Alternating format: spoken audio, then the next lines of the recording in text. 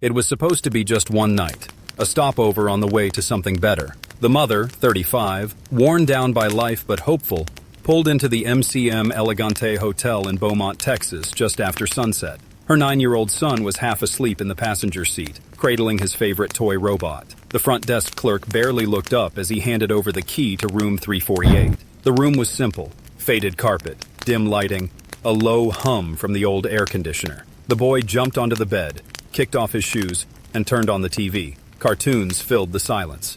His mother unpacked their bags, laid out pajamas, and lined up a toothbrush next to the sink. She paused for a moment, looking at her son, small, happy, safe, and smiled. Then her phone rang. She stepped out into the hallway to take the call. "I'll be back in 1 minute," she told him, leaving the door slightly open behind her. It was nothing urgent. A friend checking in, a quick chat, maybe 2 minutes passed, 3 at most. When she came back, the air felt wrong. The TV was still on, but the cartoon had frozen. The boy wasn't on the bed anymore. The room was too quiet. Still, she called his name. No answer. And then she saw it, a single sock on the floor. Her heart raced. Her hands shook. There was something dark smeared across the carpet, trailing toward the bathroom. She walked forward slowly, as if her body already knew something her mind refused to believe. She reached out, touched the door. It was closed. Something was behind it. And in that moment, every mother's worst fear became real. She didn't want to open the door. Every part of her body screamed to run, to scream, to rewind time, but her hand moved anyway, slow, shaking. She pushed the bathroom door open with the tips of her fingers. At first, she couldn't see anything. Then her eyes adjusted to the harsh light. There he was. Her son was lying on the floor, crumpled like a rag doll. His toy robot was next to him, one arm broken off. His face was pale. His eyes were closed. He wasn't moving. She dropped to her knees and screamed his name. Nothing. His skin was cold. She fumbled for her phone, dialing 911 with trembling hands. "My son," she gasped. "Please, room 348. He's not breathing." Within minutes, the hallway filled with sirens and footsteps. EMTs rushed in, pushing her aside. A young paramedic checked for a pulse. Another started CPR. "Ma'am, step back," someone told her. But she couldn't move. She couldn't speak. Her entire world was lying there, silent, still. She watched, frozen, as they lifted his small body onto the stretcher. They worked on him all the way to the elevator, barking medical terms she didn't understand. And then, they were gone. She was left in the room alone, just her and the silence. Police officers arrived next. One was kind, the other wasn't. They asked questions she couldn't answer. Was the door locked? Did anyone come in? Did he have health issues? Could he have taken something? "I was gone for 3 minutes, she said. Just 3. They searched the room. No signs of struggle. No pills. No spilled drinks. No bruises. Nothing broken except the robot. It didn't make sense. Later, the detective said quietly, "We've seen a lot of things, but this doesn't look natural."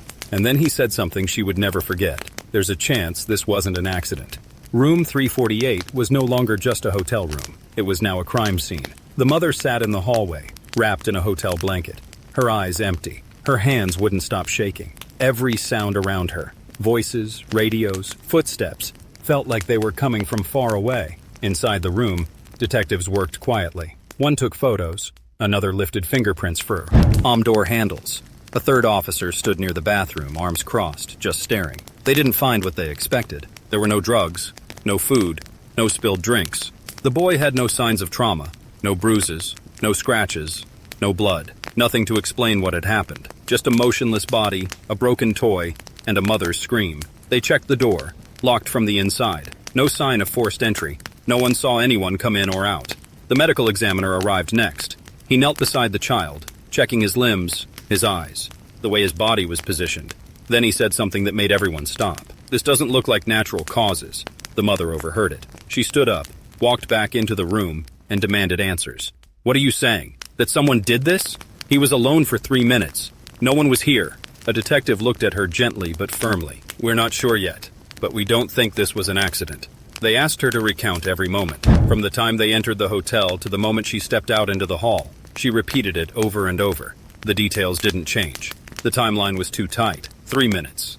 That was all. Unless someone was already in the room, or something entered without being seen.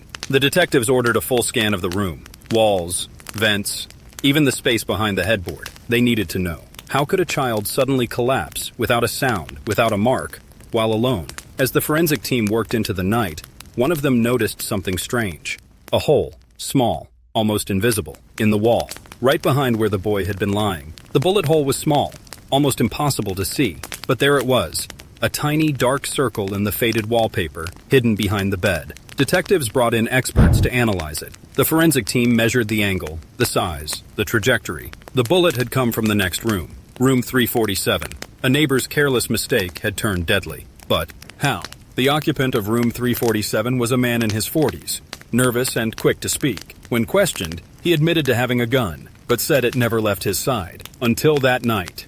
He told detectives he was cleaning the weapon when it accidentally fired. The bullet passed through the thin hotel wall, struck the boy in room 348, and shattered the fragile piece forever. The mother couldn't believe it. One moment, she was on the phone, stepping out for just a minute. The next, her son was gone, all because of one bullet, and that bullet had changed everything. The man in room 347 was named Frank. He looked nervous, shifting from foot to foot as detectives questioned him. Frank was in his mid-40s, wearing a rumpled shirt and thick glasses that slid down his nose.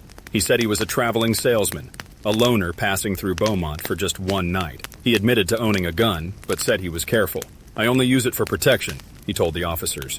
"I never take it out unless it's absolutely necessary." But on that night, everything changed. Frank explained he was cleaning his gun in the room when it suddenly went off. The bullet traveled through the thin motel walls and struck the boy in the next room. He said he didn't hear the shot. He didn't know it happened until the chaos began. The police tested Frank's story. They checked the gun. They inspected the angle and distance of the bullet hole. Everything matched. It was an accident. But was it? The mother refused to believe it was just bad luck. She stared at Frank every time she saw him, searching his eyes for something. Guilt. Remorse. A sign he truly cared, but he only looked away. The detectives dug deeper into Frank's past. They found that he had a history of violence. Small fights, angry outbursts, and trouble with neighbors. He had been arrested once for carrying a concealed weapon without a permit. Was this truly a careless accident, or something more dangerous?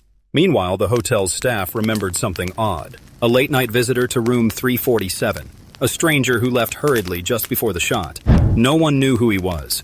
The detectives started to wonder if Frank's story was hiding something else, something darker. The mother stayed silent, caught between grief and anger. She blamed herself for leaving her son alone, even for just a moment. But deep down, she knew the truth was bigger than that. The bullet behind the wall had shattered more than just a child's life.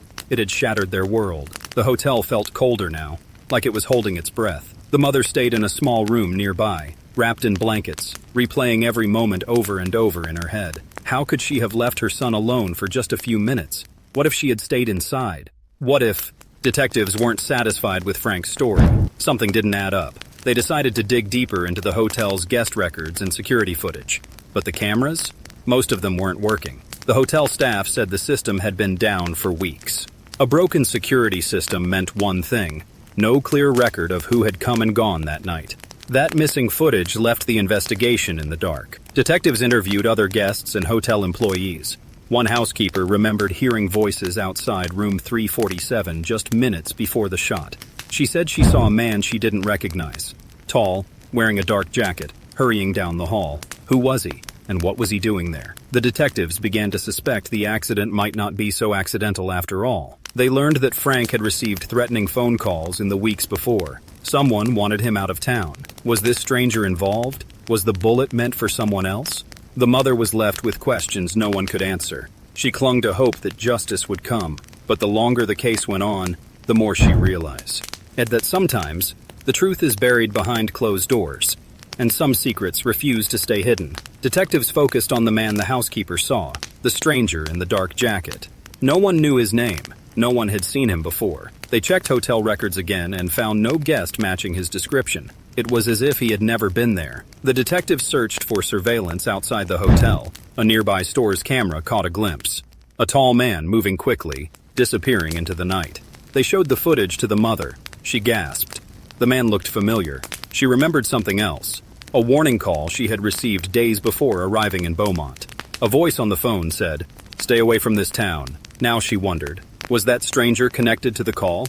Was her son caught in something bigger than a tragic accident? The detectives worked harder, piecing together phone records, guest logs, and witness statements. The man was a ghost, someone trying to stay invisible. The mystery thickened. What had really happened that night? And why had the boy's life been taken in a room he should have been safe in? The mother sat in the empty hotel lobby, clutching her son's toy robot, tears falling silently. Her heart screamed for answers, but all she had were shadows. The mother replayed the strange phone call in her mind, the words echoing louder now. "Stay away from this town." At first, she thought it was a prank, a random voice trying to scare her. But now, after everything, she wondered if it was a real warning. She told the detectives about the call. They checked her phone records. The call came from an unknown number, blocked and untraceable. No one knew who had made it. The hotel staff remained tight-lipped. One employee admitted he had seen the same stranger in the dark jacket a few nights before, lurking near the elevators, watching the guests. The mother started to feel a cold chill every time she saw the hotel's shadowed hallways. She asked herself, had she stepped into danger without knowing? Had her son's death been more than just a terrible accident? Detectives grew more suspicious. They looked into Frank's threatening phone calls. Could someone have wanted him out of Beaumont for reasons unknown? Had the man in the dark jacket been involved in those threats? As the pieces of the puzzle came together, a dark picture began to form. A picture of secrets, fear, and danger lurking just beneath the surface. And in the middle of it all was a child, caught in the crossfire. The mother's grief was unbearable, but she found a spark of determination. She would find out the truth, no matter what. The mother refused to be broken. Each day, she sifted through every detail, every memory of that night. She talked to the detectives constantly, hoping for answers. But the case was like a puzzle with missing pieces.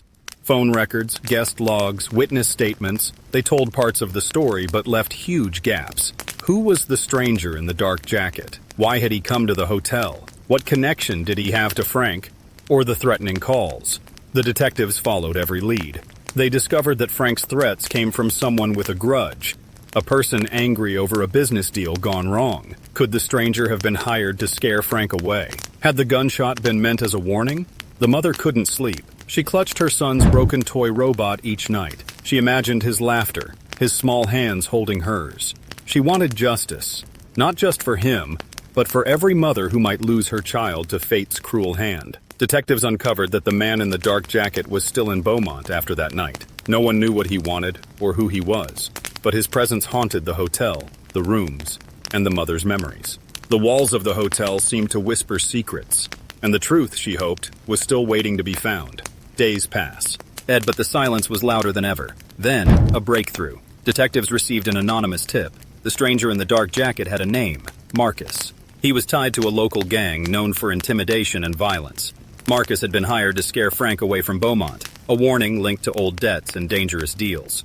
But the plan had gone horribly wrong. Marcus hadn't meant to fire the gun. The shot was an accident. Still, the consequences were deadly. Marcus was found hiding nearby. When confronted, he confessed everything. He never wanted to hurt the boy. He wanted only to send a message. The mother listened quietly as detectives explained. Her grief was unbearable, but a small part of her felt relief. Justice was closer. Marcus was arrested and charged with involuntary manslaughter. Frank was cleared of any intentional wrongdoing, but remained haunted by guilt. The hotel remained silent, but the mother knew her son's story would never be forgotten. She vowed to keep his memory alive, a reminder of how fragile life can be, and how quickly tragedy can strike. The hotel was quieter now. The tragedy had left a scar no one could erase, but the mother stood strong. Her son's memory lived in her heart, in every tear, every silent moment. She began to speak out, sharing her story to warn others.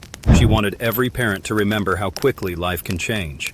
Her message was clear: never take a moment for granted. Even a few minutes can change everything. Her grief became strength. Her pain became purpose. And through it all, she carried her son's broken toy robot, a symbol of love and loss. The world had taken something precious from her, but she would never let his story be forgotten. Thank you for watching this story of tragedy, mystery, and a mother's fight for justice. Please like and share it to help raise awareness. What do you think really happened that night? Let us know in the comments below. Don't forget to subscribe and hit the notification bell to stay updated on our latest true crime stories.